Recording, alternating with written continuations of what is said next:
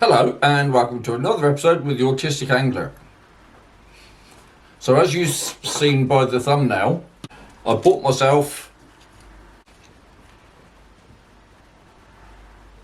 a Waterwolf underwater camera, and this one is a much better quality than those Olympus ones. So there it is. I don't know if you can see, but it's a lot smaller.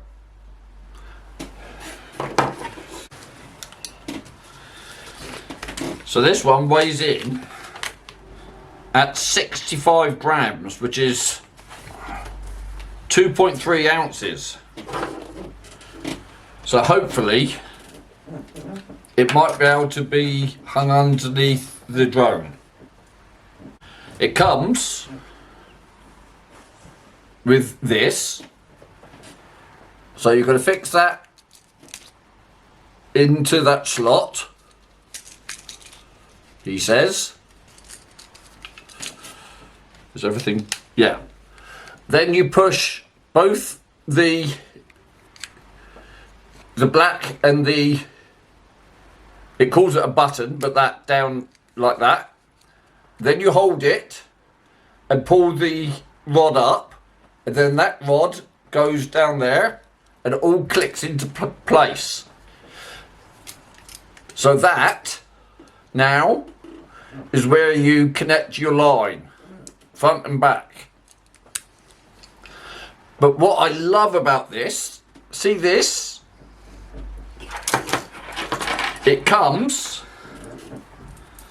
with its own weights.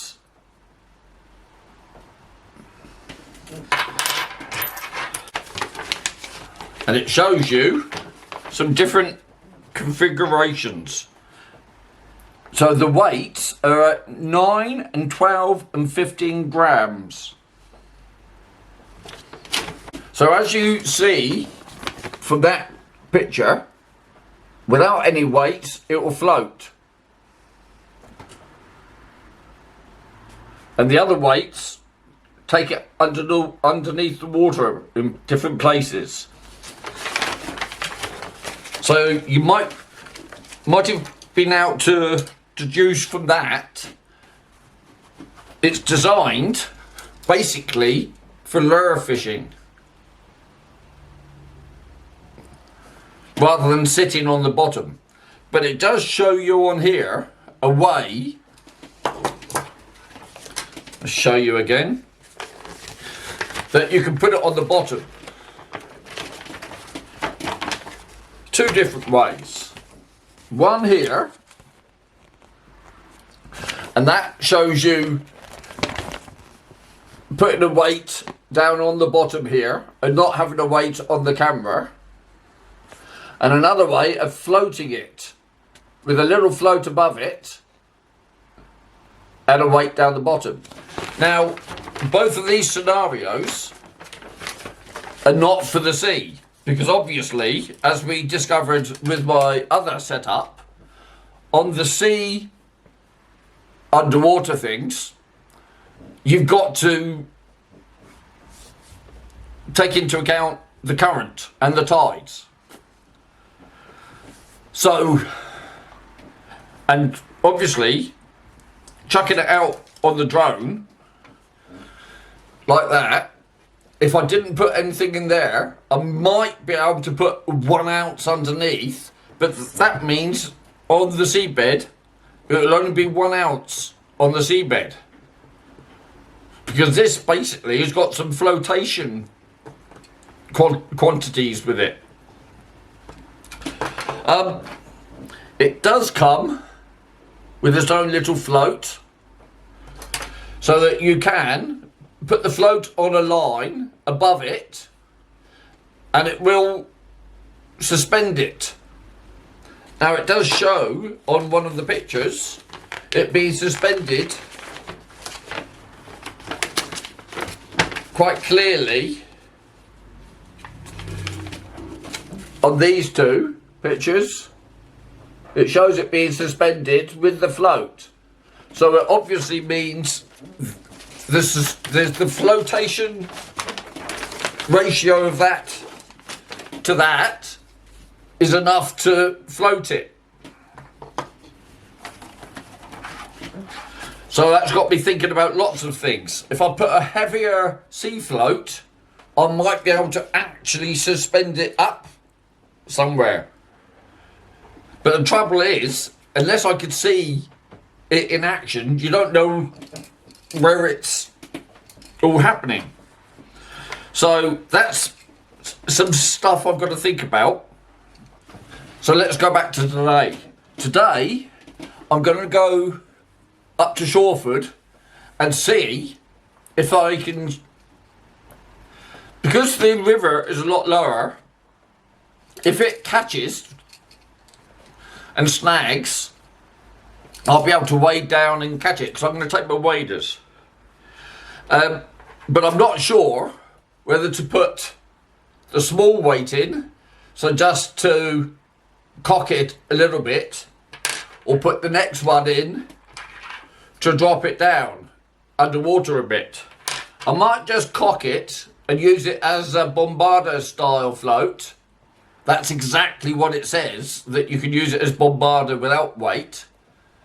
But then I won't be able to see that floating down because it's the wrong colour.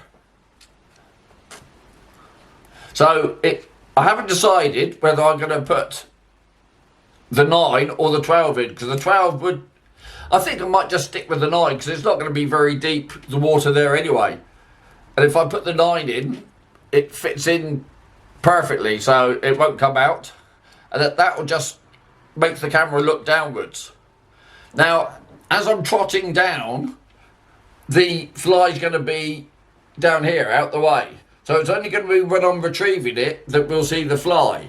So what I will do, I'll trot it downstream and bring it upstream so that we can see the fly, hopefully, coming up behind it.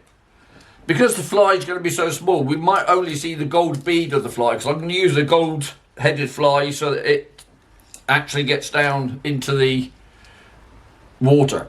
Anyway, back to the Waterwolf. It comes with its own lens protector, and also has a pokey bit of wire. Now,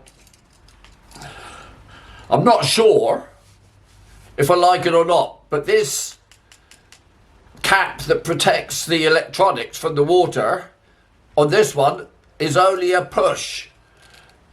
Give it a push and a pull and it pops out. There's no thread on it. It has 2 O-rings on it, but then there's a danger of trapping the O-rings as you push it back in again. So that's the only thing I don't like about this Waterwolf. But overall, it's looking a much better device than either the Go Fish cam that I've had or those Olimbros. Now this obviously retails for a lot more than either the Go Fish or the Olimbros.